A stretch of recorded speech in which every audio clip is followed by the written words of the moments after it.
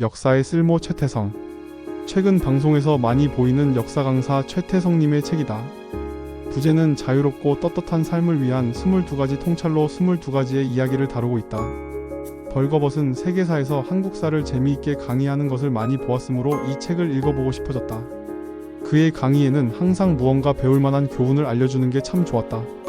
이 책에도 그가 생각하고 느낀 다양한 교훈들이 들어있다. 저자는 시간 여행을 할 순 없지만 역사 속으로 시간 여행을 떠난다고 한다. 놀랍게도 100년 전, 1000년 전에 살았던 사람들도 그와 같은 고민을 하고 비슷한 위기를 겪고 또 극복해내는 이야기를 보고 그에게 가야 할 방향을 알려주는 나침반이 되어주고 지친 마음을 위로하는 친구가 되어준다. 그가 역사를 공부하면서 만난 수많은 인물들의 이야기는 그의 인생에 더할 나위 없는 재산이 된다. 역사는 단순한 사실의 기록일까? 저자는 역사가 사람을 만나는 인문학이라고 강조한다.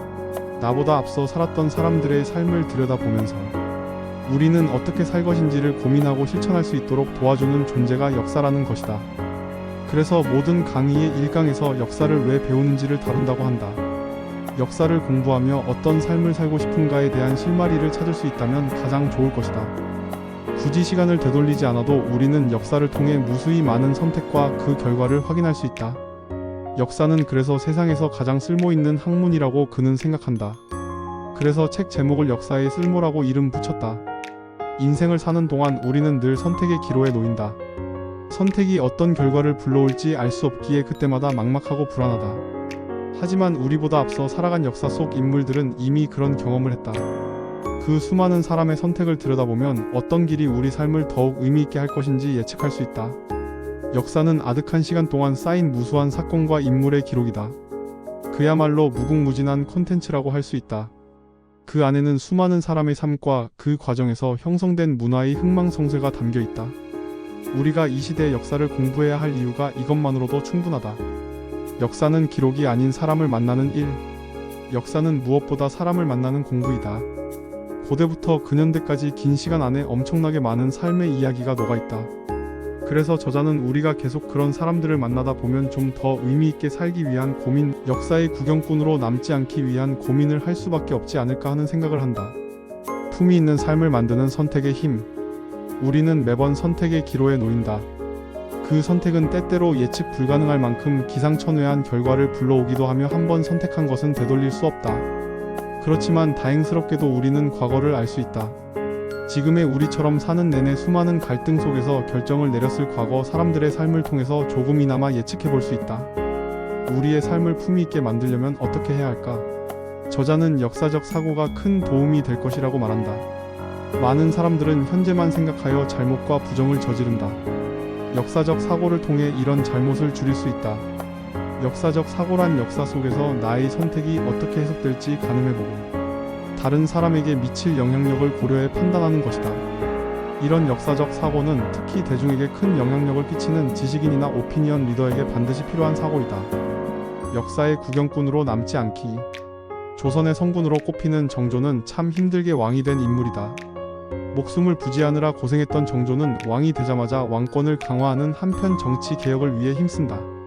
자신의 사람을 만들기 위해 규장각을 세우고 당파나 신분에 관계없이 똑똑한 관료들을 뽑아 규장각에 배치했다. 정조가 키운 인물 중에 하나가 정약용이었다. 그는 모든 학문 분야에서 천재성을 갖춘 인물로 조선의 르네상스맨이었다. 정조는 정약용을 무지 신임하고 아꼈다. 정약용의 집안이 천주교를 믿는다는 점 때문에 정조는 정약용을 내친 후 다시 조정에 불러들이기로 말을 맞추었다. 그리고 정약용은 조정에서 물러나 자신의 생가의 여유당이라는 현판을 걸고 왕의 부름을 기다린다. 그렇게 왕의 부름을 기다리던 그에게 왕의 편지가 도착한다. 보름 후 부를 테니 준비하라는 내용이었다. 그리고 왕의 부름을 받기 하루 전 갑작스럽게 정조가 사망한다. 자신을 보호해주던 정조가 사라지자 신유박해로 수많은 천주교인이 처형당하고 정약용은 유배를 가게 된다. 천주교와의 인연을 끊었다는 호소가 받아들여져 간신히 죽음만은 면했지만 큰형 정약현의 사위가 영모에 연루되었다는 이유로 강진으로 유배지를 옮겨 살아야 했다. 그의 일문은 패족이 되었다. 정약용은 유배지에서 나라를 탓하거나 운명을 탓하며 인생을 보내지 않았다. 그는 유배 18년 동안 500여 권이 넘는 책을 쓴다. 그가 왜 이렇게 미친 듯이 책을 만든 것일까? 그가 아들에게 보낸 편지에 그의 답변이 담겨 있다. 만약 자신이 지금의 생각을 남기지 않는다면 후세 사람들은 사헌부의 재판 기록만 보고 자신을 죄인 정약용으로 기억할 것이라는 것이다. 그는 자신의 글을 남겨 후세의 평가를 받으려고 한 것이다.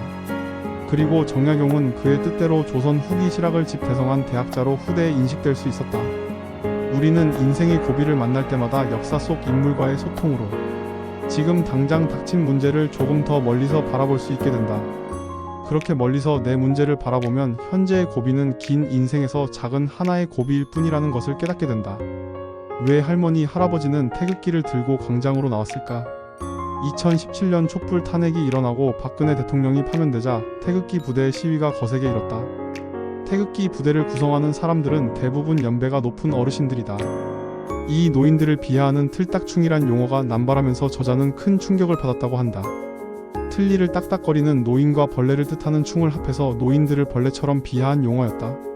집단 간 갈등이 심해지고 노인 혐오로 표출되는 상황에 대해 그는 고민했다고 한다.